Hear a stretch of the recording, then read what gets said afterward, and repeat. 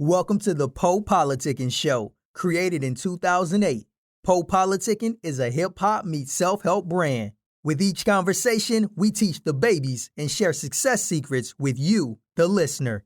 Our focus is to preserve the hip-hop culture and introduce the future upcoming stars. Past guests of the PoPoltickin Show include Yo Gotti, Megan Thee Stallion, DaBaby, Currency, MC Lyte, Jay Prince, Dead Prez, Ras Kass, and more. Subscribe on Apple Podcasts to get automatic updates of each episode. Keep politicking with Po on social media at PoPoltickin. Visit our website, PoPoltickin.com, for more exclusive content. PoPoltickin.com. What up? This is Sir Veterano, and right now I'm PoPoltickin. You can check my new album, The Gathering, out in stores everywhere, or you can reach out to me on Instagram at Sir Veterano. Peace. Hey, they not fucking with this on the straight. We back at it, niggas. It's conclusive, homie. We figured it out. Long time ago. We influenced this shit, man. SAS change. It's that steady change shit, man. Yeah. Click clack music. Most influential niggas out here, man. Yeah. I'm serving fiends out the rental. Triple doubles in the day, that's what we been on. These bones are stone that my skin on. Your life is a cat, put your 20 and 10 on. That fake shit gets no play. This is not for you, but it's okay. I'm on that West Coast, meaning y'all niggas is singing on death row. Like Michelin still pitching that fish and take a snip. It's that fish fillet. Yeah, corner store video music. Name ringing like Liberty, banging on the beats. My gang activity. My heart beats UEP. And Stokely when I'm low-key, I deserve a trophy. From how them packs touchdown when I'm OT. It's a rap, nah, it's a roti. If you approach me as if you want chimney smoke, I'm smoking shit. It don't get dope as this. The magnum opus is the gangsters and the gods of the same car. Broken shit. It's all for the money with a bad bitch. Started from the block, never switch.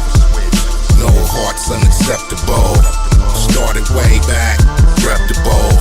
It's all for the money with a bad bitch. Started from the block, never switch.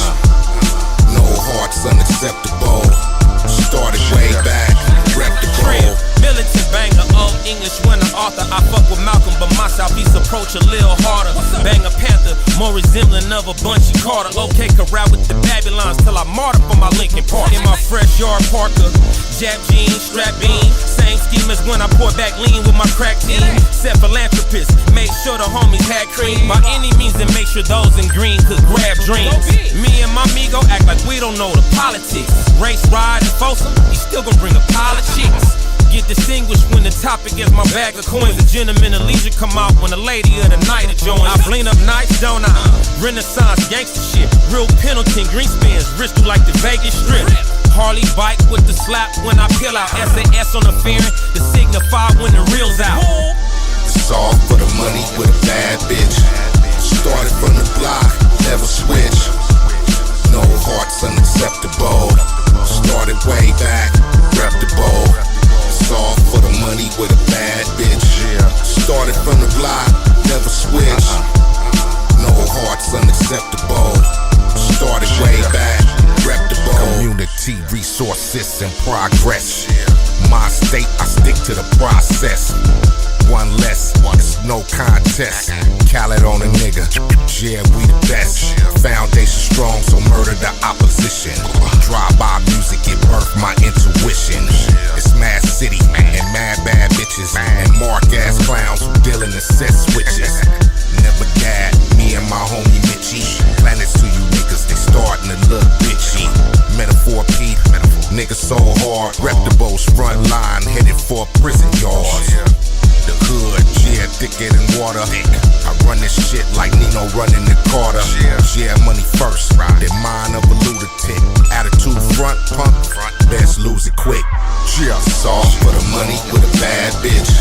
Started from the block, never switch. No hearts unacceptable. Started way back, rep the bowl. It's all for the money with a bad bitch.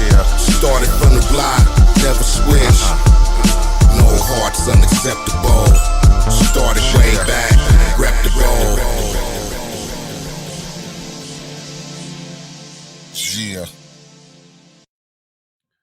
welcome back to PoPoltickin.com, your home for self-help meets hip-hop. Make sure you go on Spotify, we're on Apple Music, YouTube, Google Play. Type in PoPoltickin and listen to my interviews since 2008. 1212 place to be with Sir Veterano. How you doing?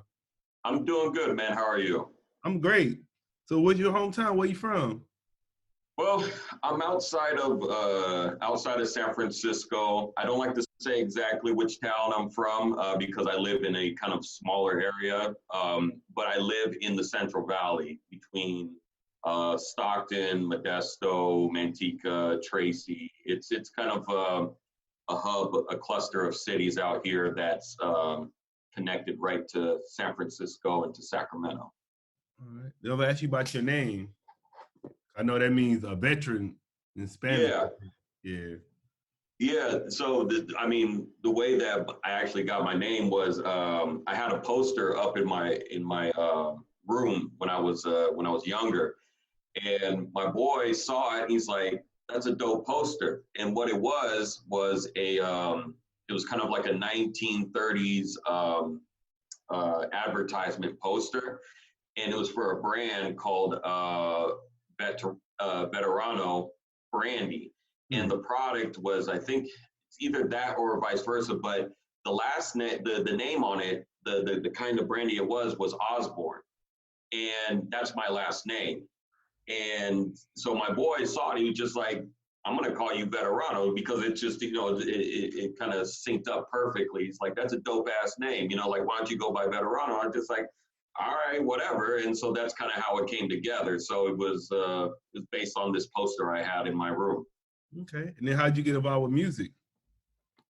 Well, I've always been involved in music. When I want to say maybe 15,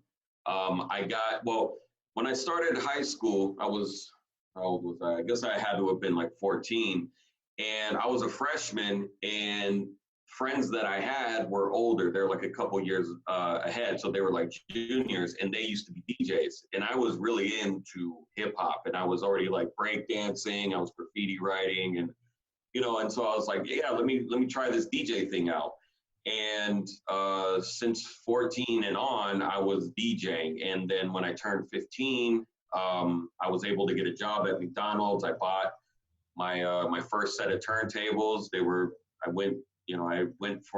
I swung for the fences, and I saved up enough to get Technique 1200s and a Vets Tax mixer, and I bought a bunch of records, and that kind of translated into music production because I had such an appreciation for what I was spinning, and I had an interest in that. And I had a friend in the neighborhood who was looking for a DJ, and so I went over there, and he was also a graffiti writer, and we kind of just hit it off. And he had music equipment. He's like, "Yeah, I've been messing around making my own beats and stuff." I was just like, "Well, I've been kind of thinking about it myself." So then I just started making beats right away, and that kind of took over. I'm still a DJ at heart, but the music production, you just had to put it in front of me, and I just took full advantage of it. And I haven't stopped ever since, really. So who are some of your influences as far as the producers? Well, when I think about it, it always comes back to the same people. Growing up, I loved DJ Premier, Pete Rock. I loved DJ Shadow, Dan the Automator, because he did Dr. Octagon. That's kind of like a beloved underground classic. And so that production on there was dope. I liked The Alchemist. I love The Alchemist. I can't say enough good things about him. Warren G, Battle Cat. It's some West Coast people that, and a lot of times, when you're coming up, you don't really know the name of the producer. You just know you like this song or you like the production from this album, and you find out, oh, it's done by this one person. So a perfect example would be like the first Dilated album. There was Alchemist all over that thing. And, he ended up having his own signature sound because of that. So those are some of my influences. I also refer back to Tribe Called Quest, Beats, Rhymes, and Life.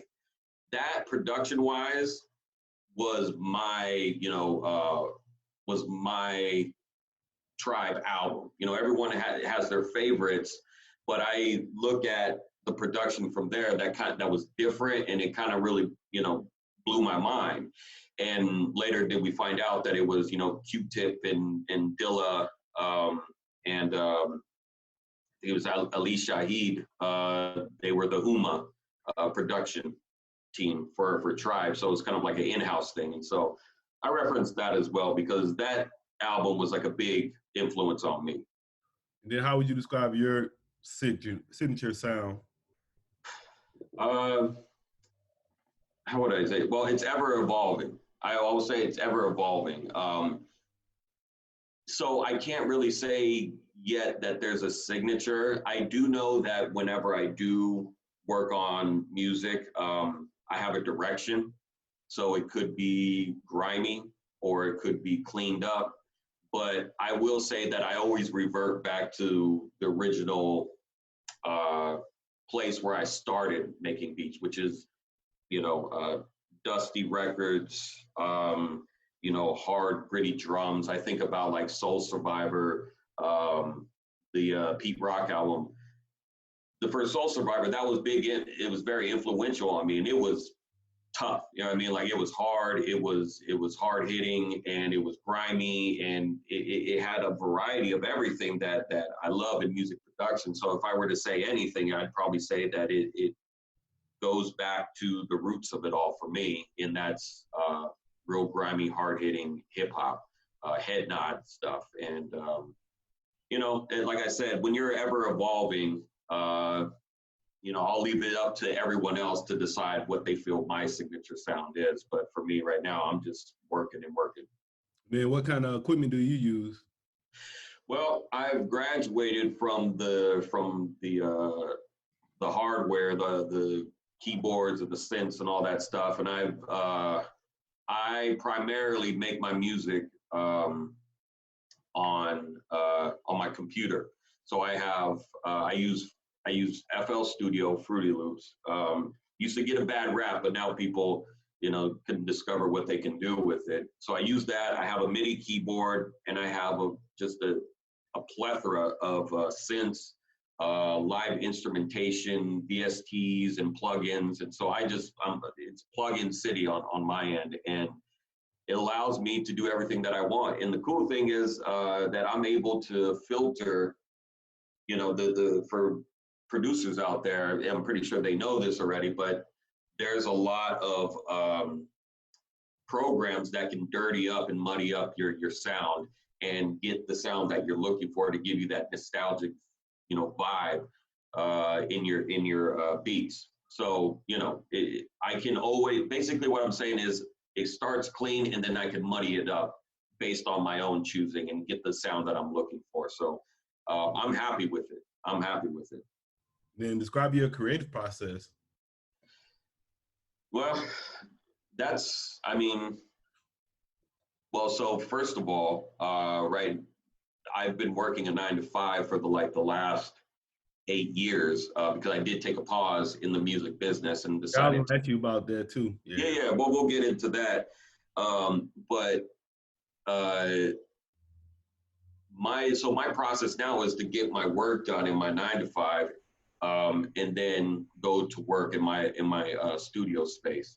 And there really is no kind of rhyme or reason to anything. If I'm working on a specific project, which I have been since I kind of came back, I am pretty organized now. Now I'm just like, let me finish all the production for this, and then let me move to that and move to that. And I move pretty quickly because a lot of times I'll do something that I feel is about 80% done, send it to them, make sure that they like it. And if they like it, then they'll either lay down some lyrics, or they'll say, yeah, I like it. Can you build a bridge for it? Or can you do a hook for it now? And then I'll finish the other 20% to make it a full sounding song. So everything that I send out to people is work withable. It can be changed, but you get the general idea of what I'm doing. So when I sit down, I'm just, it's me, a glass of water, you know, one of my pets or something, and then I'm just chilling, I'm zoning out for hours. You know, sometimes I only be able to get an hour in. Sometimes I could get, you know, 12 hours in for the day. So it just depends on what the workload is for me. But fortunate for me, in my 9 to 5, I work remotely, and I don't have to be in an office. I don't have to be somewhere all the time. I can, you know, people could call me and I can take care of business here. So that's basically what it is. It's just, you know, you just go until you feel that you've accomplished something. And that's basically, if there's anything that I do in my process, is to make sure that I at least come up with something, that I did something in the direction of what I'm trying to accomplish in my music career. So, you know, there's no wasted time. There are no wasted days, and you just got to do something. Even if you have a headache, and you don't really want to do anything, you still got to push yourself a little bit to say that, you know, at least I tried for today. Okay. And then you was talking about that. I had read like you started in 2000s and then you took a break. So there was an 8-year break? Sounded like it was an 8-year break. Yeah, it was about like an 8-year break. That's pretty accurate. Elaborating on that, I was doing pretty well in the music business up to that point. I had been building up my resume. I'd been working with a lot of people, specifically on the East Coast, because I had a lot of plugs out there in New York. And so, you know, I was working my way up doing stuff. You know, I got a song off with Slaughterhouse, which was the first song that they ended up becoming a group out of. My boy, Nino Bless, he was on that song, and he was supposed to be part of the group, and then, you know, it just didn't work out. So then it just became, you know, Joe Budden and Royce and Crooked and Ortiz. And so I was working with a lot of cats, Graf and a lot of people, and I was starting to get the calls from the higher ups, the major label stuff. I was getting, I had A&Rs reaching out to me from Aftermath when, you know, when things were really, really popping over there. And I think at that point, I had been going through some things personally, like in my personal life, that I was transitioning from. Okay, well, I've been grinding and things are good sometimes they're bad. So I'm always having like a side job or, you know, so I'm like, I'm about to be like 25, you know, and I feel like maybe I need to get my life together and get a foundation going, and then I could come back to it. So I met my girl, my wife now, in 2009, and she gave me a reason to want to do something better for myself. You know, I was kind of tired of roommating with people and sleeping on the floor and you know, but hustling and grinding. I'm just like, I can't do this forever. And I have a girl that's got her shit together, and, you know, that seems a little more appealing to me than trying to get on somebody's album. So I was like, okay, you know what I mean? So it's like, nah. So we ended up building a life together, my wife and I, and I kind of felt like I transitioned out of it organically. It happened on its own momentum. And if I were to come back, it would happen on its own momentum as well. And that's kind of what happened. So there wasn't a thing where I'm consciously not trying to work on music. I was just like, if it comes back and I feel good about making music again, because also at that time I was burnt out. I had been, you know, when you're coming up, you have A&Rs and labels, you know, major labels and then indie labels, and everyone wants a certain thing from you. Like, can you make a beat like this? We need production like so-and-so's album. And I just kind of felt like I just want to make the thing that I want to make. I'm tired of being a puppet to try and, you know, it was all about trying to get an opportunity. And sometimes I would do things that I just didn't care about, but I could do the work because I had the abilities to do it.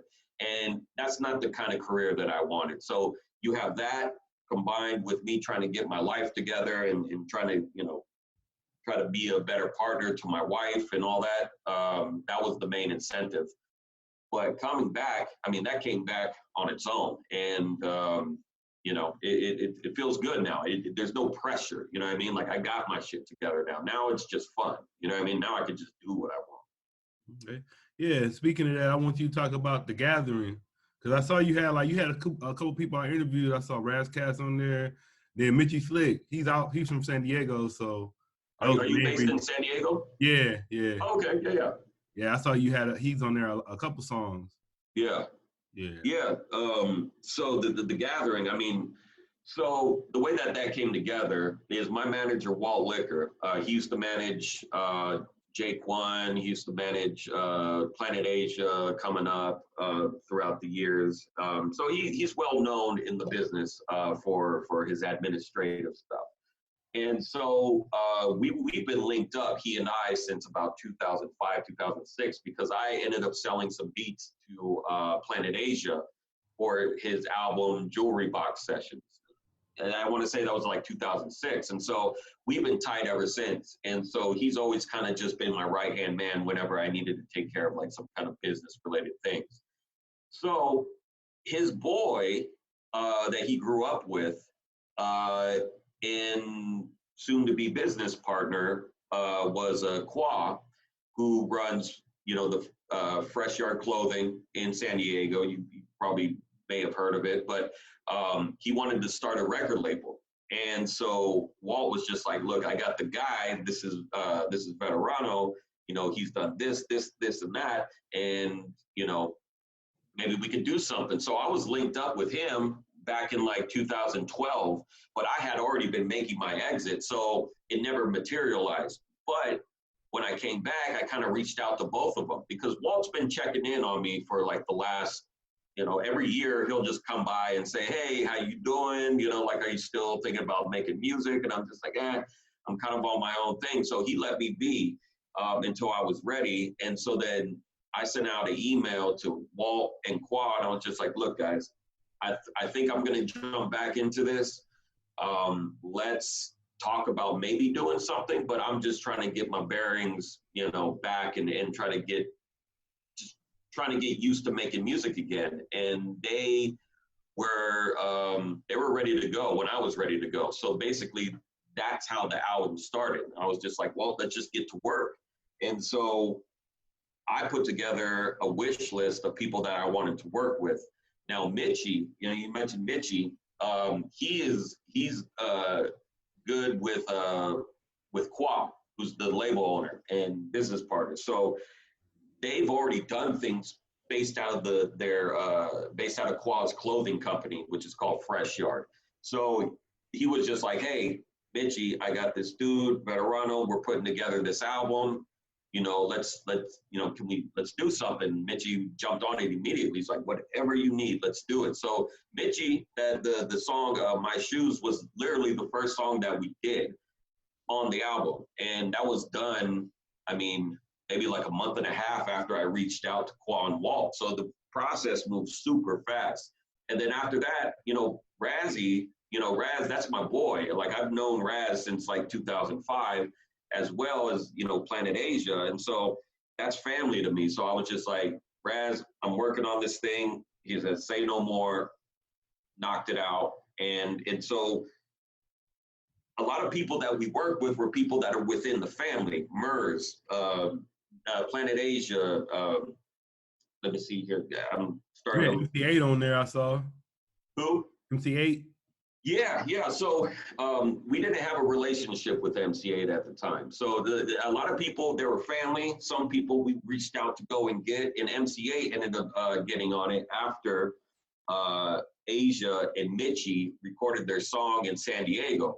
They recorded their song and they sent it over to me. I was like, well, shit. The only person I can really hear on this is Mc Eiht. Like, wouldn't it be dope if Mc Eiht did the hook and then he could do a verse for us and we could make it kind of like a West Coast posse cut? And that's exactly what happened. We sent it over to Eiht. Eiht gave the, it's funny, if you've ever talked to Eiht through email at the very least, because I haven't spoken to him in person yet. Everyone else has that's part of my team, but he's very minimal in the email. So we sent it over to him and, are you down? And he said, Gia. And that was literally all that it took. So he went into the studio and knocked it out. So there's no talking, it's like, let's just do it. So that's how that came together. And then, everyone else was just, again, people that I wanted to get on there, you know, MED, Guilty Simpson, Fat Cat, from, you know, those guys are from Detroit. You know, MED, of course, is linked up with Madlib and Ono, you know, out of the Stone's Throw family, and Fashawn, and, you know what I mean? Like, it was kind of like a family affair a little bit. And you know, I'm pretty happy with how it came out. All right. So what you say, what's next for you? What you gonna be working on now?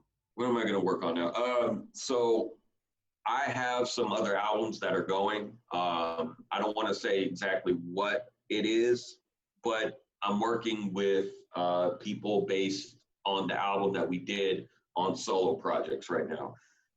So we're branching out basically from the album. We're putting together different kinds of albums and projects. I got some EPs coming with some new people, and then we're going to be doing kind of like another gathering album, because it has it's been received well, and I think we see something that we could kind of double up on, and so that's probably going to be happening fairly soon. We are, the one thing I can say though is that we are going to be doing a deluxe version of the Gathering. So there's going to be new songs, and we're going to be putting that out soon enough. But we're recording right now. Songs are being made for that, and we're going to have some new people on it, and you know, just kind of extend it. They give people a little bit more than 13 songs for that album. Yeah. I'll ask you, as far as like, so what did you notice? Like you say you was out for a minute, you got back into the game. What's the difference you noticed? I know you probably noticed like 8 years is a big difference. Yeah. Music. What have I noticed? The one thing that I noticed that is different is when I got out, people were really starting to build up their quote unquote brand. And back in the days, you know, like at least in like the 2000s, it wasn't about building your own brand. It was about kind of like, you know, I want to put together a mixtape, or I want to get on that person's album, or for a rapper, they were just trying to get their career going and trying to get signed to whoever they could to put out an album. But around like the late 2000s, like 2009 and all the way into about 2012 or 13, when I kind of fell off the map, it started becoming like you yourself are your own brand. And for me, that was foreign, because I'm a producer and I'm supposed to be behind the scenes. I'm happy being behind the scenes. I didn't want to be the focus of attention. I wanted the attention on the music, but not me, myself. And, you know, as social media continues to evolve, there's more and more information, more transparency to fans. And I was resistant to that, because I'm like, look, I don't want you to see where I live. I don't want you to, you know what I mean? Like the wall between privacy, you know, your personal life and work life, that wall has been taken down like long time ago. And I just wasn't like with it at first. And I was just like, no, I don't want to talk to you. I don't know who you are, you know? And now that I'm coming back in, that's just the standard. That's just the way that it is. It's about building up your own, look at you, you're doing your own thing, you know what I mean? And that's the way of doing things these days. And I've come around to it, so I'm fully embracing it now. So I would probably say that's probably the biggest thing that's different. It's not about trying to get onto the biggest websites. It's not about the biggest blogs. The big thing now is that you are engaging with fans and getting music directly to them without third-party interference. You know, it's without labels now. You know, that's the future. It's more doing it independently. It's about your own structure.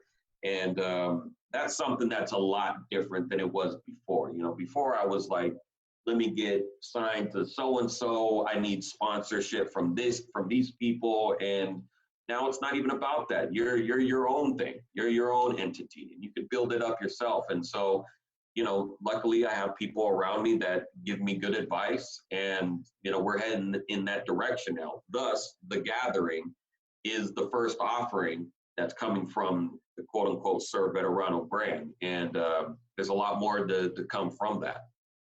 All right. Then what are some of your interests outside of music?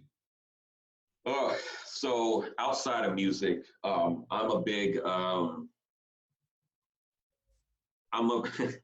am not an expert, but I enjoy good bourbon and whiskey and tequilas.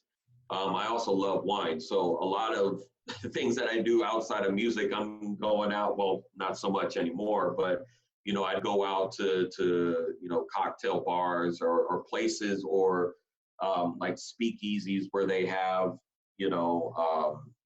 where they pour $1,000 shots of bourbons and stuff that's really rare. And so I've gotten into that, not to say that I'm buying the $1,000 pours of alcohol, but, I'm getting in there and I'm exploring, that kind of stuff. I just love, I love, I want to say this without sounding like an alcoholic, but I love alcohol, but I respect alcohol. I don't abuse it. You know what I mean? It's like when you're younger, you just want to get there. You know what I mean? But when you're older, at least for me, now that I'm older, I want to experience it. I want to savor it. I've slowed down. So I'm not just down in whole bottles or anything like that.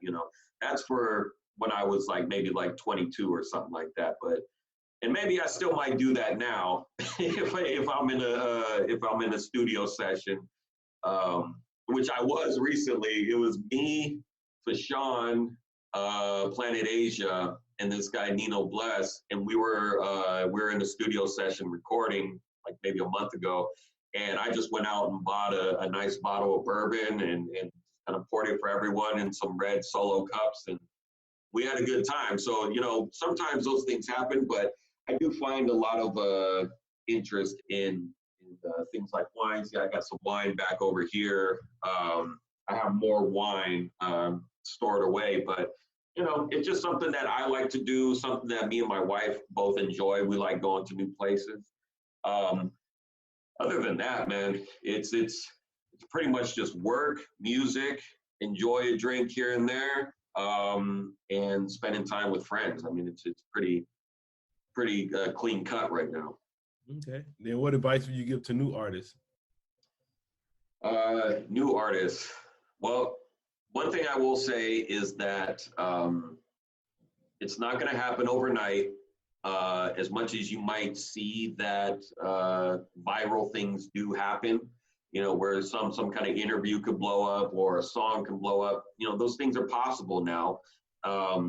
But I mean, more so than it used to be before, but don't expect that you're going to be the biggest have the biggest brand right out of the gate. I think it all takes time. It's a slow burn. It's about people getting to know you. And I think the younger generation mostly knows that, but I do think that sometimes for younger generations, there's an expectation to blow up fast. And that's because you have a lot of ambition. And I get that. I had the same thing too. But, just be okay with not being successful at first. Before you do anything that's worthy of making money, maybe you should be good at what you do first. And then you can start to reap the rewards of it. It's about putting that 10,000 hours in. I don't know if you've probably heard that, but you got to put that in before you mastered your craft. And so, enjoy the process, learn, always be a sponge to people giving you good information. Sometimes you'll get bad information, but that's the part of growing up and learning. So if you're new, put your work in, because the thing that people are going to respect later is not necessarily how many views you have or how many streams you end up getting. It's, are you going to gain the respect and a customer to your product? If the product's weak, then no one's going to come back for it. You know what I mean? You could be just a one hit, whatever on the internet, but consistency is the thing that's going to grow your brand and make you solid in the business or whatever industry that you're into. All right, what would you like to say to your fans and supporters? Well, to all, my new fans and supporters, thank you for everybody that's been supporting me. Like I said, I've been gone for a minute. Some of you may know me from back in the days because I used to work with a lot of people, but I'm officially back and it feels good. Thank you for everyone that's been streaming, that's been sharing what we've been doing, the videos, the music. And I look forward to bringing you guys more content this year. There's going to be a lot of stuff coming, and it's not stuff that's necessarily that we're gonna be selling. It's going to be stuff for the fans, and I'm very grateful. If anything, I'm just most grateful for anybody that takes any interest in what I'm doing, because 2 years ago I was off the map. No one cared about anything that I was doing, and I didn't care about being in the business. But now that I'm here, I've been people have welcomed me with open arms back into the music business, and thank you very much for just supporting and checking in on me. All right, man. I'll say thanks for coming through Politicking with me. Yeah, absolutely. Thank you, by the way. Thank you for reaching out and wanting to do this as well, man. I really appreciate it. Yeah, no doubt. You want to tell me your social media and everything? Yeah, for sure. You can find me on Instagram and Twitter. I'm more on my Instagram than I am on my Twitter, to be honest, but they're both the same. It's Sir Veterano, SirVeterano. You can send me a message. I'm not somebody that won't respond to you. Just hit me up, tell me what you like, or you have a question, whatever it is, just holler at me.